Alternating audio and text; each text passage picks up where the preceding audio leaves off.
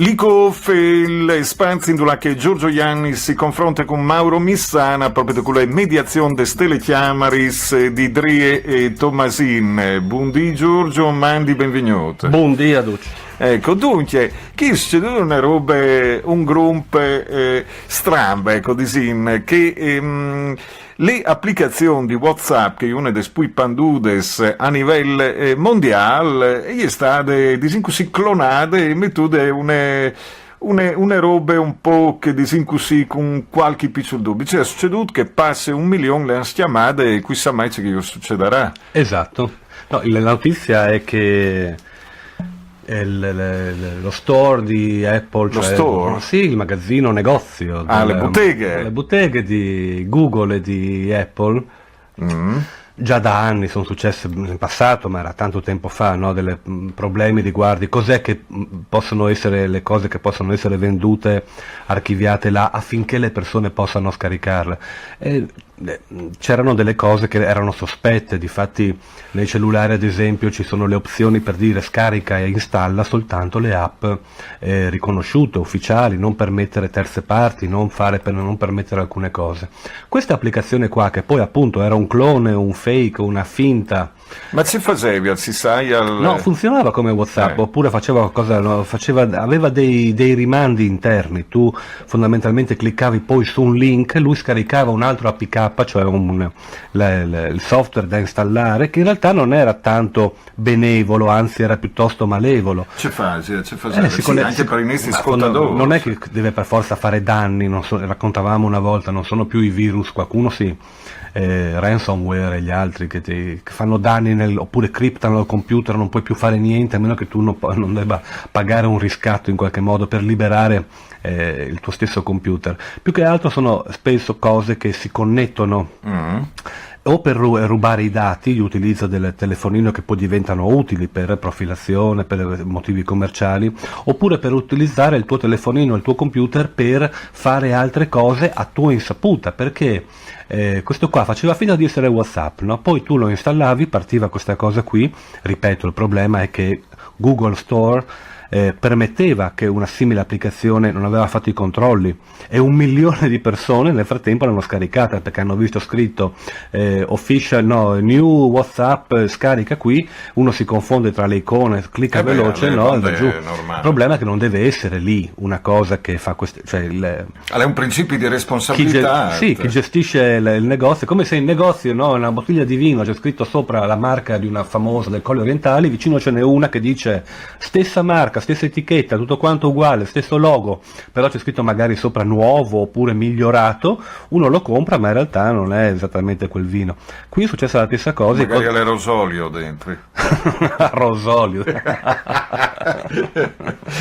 È successo, 1 milione di persone hanno scaricato questo finto WhatsApp, questa finta app di WhatsApp, e il problema chiaramente che viene sollevato è quello appunto della sicurezza, dei controlli che dovrebbe fare qualcuno, il tenutore del negozio, il manutentore, Google in questo caso, con il suo nego magazzino. Con la sua bottega digitale, certo. Ma nessun pai per questo, no? No, ma che non importa. Ma il principio di responsabilità non esiste. È sempre un stiaria all'ultimo, no? Non lo so, se qualcuno avesse perso dei dati personali o se ne avesse ricevuto un danno, credo che con un avvocato tanto coraggioso andare da Google a bussare alla porta con la famosa letterina credo si potrebbe fare, sì, perché non avrebbe dovuto essere lì. Però c'è anche un principio molto chiaro nella giurisprudenza americana che si dice con una frase latino, peraltro lo dicono gli americani, che è caveat emptor, cioè il compratore stia attento. Questa è una cosa fondamentale, è il compratore che deve badare che tutto quanto avvenga per bene, il venditore fa il suo lavoro di commerciante. Sinceramente in tante svolte anche di etiche, quindi... no, là è diverso, sai, no?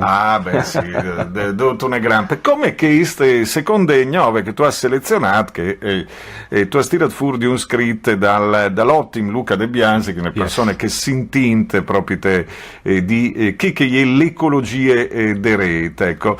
Fake news ed ecologia dei media, e tra l'altro si diceva avevamo fatto anche un ragionamento lunedì che diceva finché sarà le pubblicità finanziama che sta al parducchia, ecco, Esatto. e le novis online e saranno tante disinformazioni proprio perché un si sarà avvisato che tante volte sono delle robe che ad esempio non sai in radio non tu puoi disfare lì stranamente tu puoi disfare e queste alle vonde graf, ecco. Prima di tutto, non è la questione di discriminazione che cano si può fare e lì si può fare. Il discorso è che se cano si può fare, a lei perché è stato fatto un ragionamento per ore anche a livello legislativo. A lì non si tocca nessuno. E Luca De Biase lo disse chiaramente proprio sui problemi di qualità di informazioni in rete, ecco, che sono anche le colpe di un sistema economico che è basato sulle pubblicità. Ecco, il gratis, ma anche le Certo. robe negative. Scala interessante il ragionamento. Sì, non è il problema non è del digitale, chiaramente, sono 30 anni che esistono delle riviste assolutamente finte nel loro scopo editoriale, in realtà sono nutrite, farcite da 180 pagine su 200 di redazionali, finti articoli che però parlano del prodotto, di pubblicità. Che non si può dare in file se non sono No, indicati. infatti, esatto, sono tutte quante regolamentate, però sono andate avanti per 30 anni questi in qualche modo, anche da più tempo. Nel cinema degli anni 70 molti si ricordano, guarda caso il protagonista mostrava bene il pacchetto di sigarette che stava per fumare, metteva la bottiglia del vino o della whisky con l'etichetta guarda caso giusta, e queste cose qua non si possono più fare, sono pubblicità interne che sono regolamentate, uno deve avvisare il consumatore che quello è un messaggio pubblicitario, che non è sempre dire un cartello compra questo, compra quell'altro, avvengono in maniera più sottile. Il dato spicciolo del ragionamento di Luca De Biase è quello che ho riportato io perché si riagganciava a quello che dicemmo l'altra volta, ovvero appunto fin quando vengono finanziate, le pubblicità online finanzia le notizie, chiaramente la qualità delle notizie non sarà, avrà un altro obiettivo la notizia, quella di far cliccare, quello di far vedere la pubblicità. Quindi a quel punto che nascano giornali ufficiali, ma non parliamo, ripeto, non è soltanto digitale il problema,